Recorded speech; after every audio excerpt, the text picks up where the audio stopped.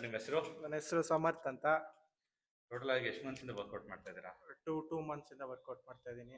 2 ಮಂತ್ಸಲ್ಲಿ ಎಷ್ಟು KG weight drop ಮಾಡಿದ್ದೀರಾ total ಆಗಿ? 15 kgs ಲಾಸ್ ಮಾಡಿದ್ದೀನಿ. 15 ಕೆಜಿ ವೆಯ್ಟ್ ಲಾಸ್ ಮಾಡಿದ್ದೀರಾ, super.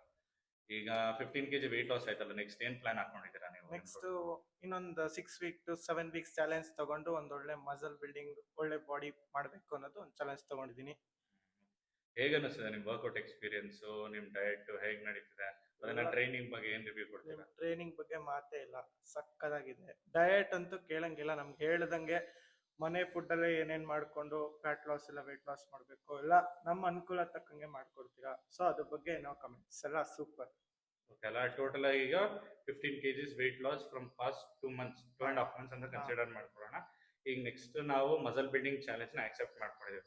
So again after 6 weeks ನಿಮ್ಮ ನೆಕ್ಸ್ಟ್ ವಿಡಿಯೋ ಪೋಸ್ಟ್ ಆಗುತ್ತೆ. ಆ ನೆಕ್ಸ್ಟ್ ವಿಡಿಯೋಲಿ ಇದಕ್ಕಿಂತ ಡ್ರಾಸ್ಟಿಕ್ ಚೇಂಜಸ್ ಏನೇನಾಗಿದೆ, overall body muscular development ಹೇಗಿದೆ ಅಂತ ಅದ್ರ ಬಗ್ಗೆ ನೆಕ್ಸ್ಟ್ ವಿಡಿಯೋ ಪೋಸ್ಟ್ ಮಾಡೋಣ. ಓಕೆ ಅಲ್ಲ? Okay sir.